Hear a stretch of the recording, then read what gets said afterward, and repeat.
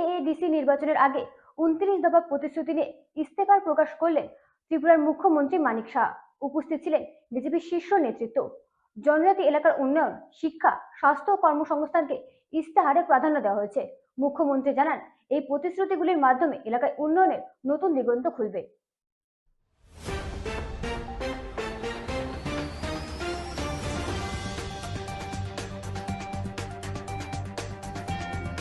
Tripura TTADC নির্বাচনকে সামনে রেখে 29টি প্রতিশ্রুতি নিয়ে ইস্তেহার প্রকাশ করলেন মুখ্যমন্ত্রী ডক্টর মানিক সাহা। এদিন ইস্তেহার প্রকাশ অনুষ্ঠানে উপস্থিত ছিলেন বিজেপি প্রদেশ সভাপতি রাজীব ভট্টাচার্য, মন্ত্রী বিকাশ দেববর্মা, শান্তনু চাকমা সহ দলের অন্যান্য শীর্ষ নেতৃত্বরা। ইস্তেহারে জনজাতি এলাকার সার্বিক উন্নয়ন, পরিকাঠামো উন্নতি, শিক্ষা ও স্বাস্থ্য পরিষেবার প্রসার, কর্মসংস্থান সৃষ্টি, স্বনির্ভরতা বৃদ্ধি সহ বিভিন্ন গুরুত্বপূর্ণ বিষয়কে প্রাধান্য দেওয়া হয়েছে। মুখ্যমন্ত্রী জানান, এই 29টি প্রতিশ্রুতি বাস্তবায়নের মাধ্যমে টিটিএডিসি এলাকায় উন্নয়নের নতুন দিগন্ত উন্মোচিত হবে। এদিন নেতৃবৃন্দরা বলেন, মানুষের আস্থা ও সমর্থন নিয়ে আগামী দিনে এই ইস্তেহার বাস্তবায়নে তারা বদ্ধপরিকর।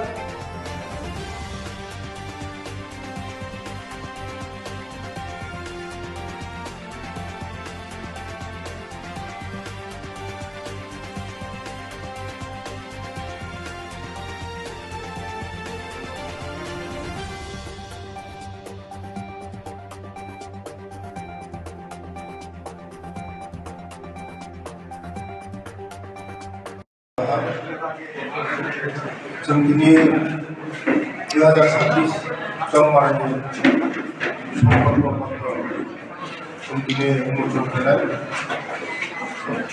पहिलानो माबायाव जोंनि देशनि यशस्वी प्रधानमन्त्री नरेन्द्र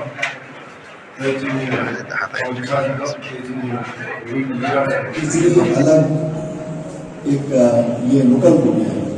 आप देखिए हमारे पास तो ये जब हम एडीसी में आएंगे, समझ रहे हैं, एडीसी में जब आएंगे तब धीरे धीरे सब आएगा ये, क्योंकि हम उसमें दखलदारी नहीं चाहते हैं।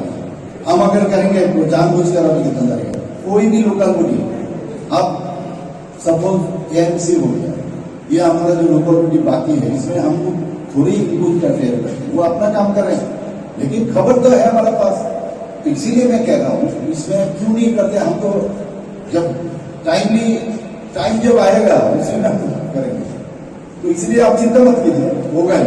अच्छा, एडीसी के एम्पावरमेंट করার সাংসদ ত্রিপুরাকে ধন্যবাদ দেব এবং এখানে সমস্ত যারা আমাদের নেতৃবৃন্দ ত্রিপুরা প্রদেশের সভাপতি রাজীব ভট্টাচার্য উপস্থিত আছেন, সবাইকে আমি ধন্যবাদ দেব এখানে উপস্থিত থাকার জন্য, এবং বিশেষ করে আপনাদেরকে ধন্যবাদ দেব সমস্ত যারা আমাদের সবসময় সাহায্য করেন, আমাদের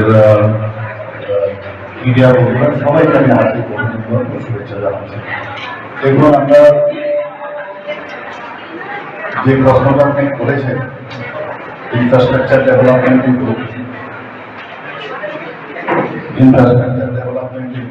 বা অন্য যেগুলো ডেভেলপমেন্ট, মোটামুটি এখানে আমরা 29টা পয়েন্ট আপনি খেয়াল করেছেন কিনা সবকটাই কিন্তু কাভার করেছেন। মানে এটা এবং ত্রিপুরাবাবু খুব সুন্দরভাবে বিশ্লেষণ করেছেন, এবং আমাদের যে উদ্দেশ্য নেই ভারতীয় জনতা পার্টি, যে এতদিন ধরে এই এডিসি এলাকার উন্নয়ন আমরা রাজ্য সরকার, কেন্দ্রীয় সরকারের আমরা ডাবল সরকার বিরোধীভাবে আমরা এডিসিকে আমরা ফান্ডিং করি। পাশাপাশি যেভাবে আমরা জনজাতির দূষিত এলাকায় আমরা ইনফ্রাস্ট্রাকচার ডেভেলপমেন্ট বলুন, রোড বলুন, ইলেকট্রিসিটি বলুন, জল জীবন মিশনের নলসেট সবকটা কিন্তু আমরা করছি। এবং মাননীয় প্রধানমন্ত্রীজি আপনি দেখেছেন কিছুদিন আগেও করেছেন জ্ঞান শরণার্থীতে, মানে এইরকম মানে কিছুদিন হলো খালি সেখানে তাদের সেন্টারগুলি তৈরি হয়েছে, সেখানে 20 দিন পৌঁছে গেছে। আরেকটা taken to increase the number of lab opportunities. আপনারা জানেন আমাদের মাননীয় প্রধানমন্ত্রী এবং আমাদের রাজ্যের মুখ্যমন্ত্রী আমাদের যারা সেলফ হেল্প গ্রুপের সঙ্গে যুক্ত তাদেরকে বিভিন্নভাবে সাবসিডির মাধ্যমে আর্থিক সাহায্য করা যেমন হচ্ছে, তো তাদের মাধ্যমেও আমাদের গ্রামীণ অর্থনীতিতে একটা নতুন আমরা মাত্রা দেখতে পাচ্ছি। বিভিন্ন পশুপালন ও বিভিন্ন ফার্মের মাধ্যমে অর্থনৈতিকভাবে লাভবান হচ্ছেন। এই যে লাখপতি দিদি, তাদের সংখ্যা আরো বাড়ানোর জন্য এডিসি প্রশাসনের তরফ থেকেও আগামী দিনে উদ্যোগ গ্রহণ করা হবে। এরপরে আছে আমাদের রুরাল মার্কেট, আগামী district council areas will be modernised.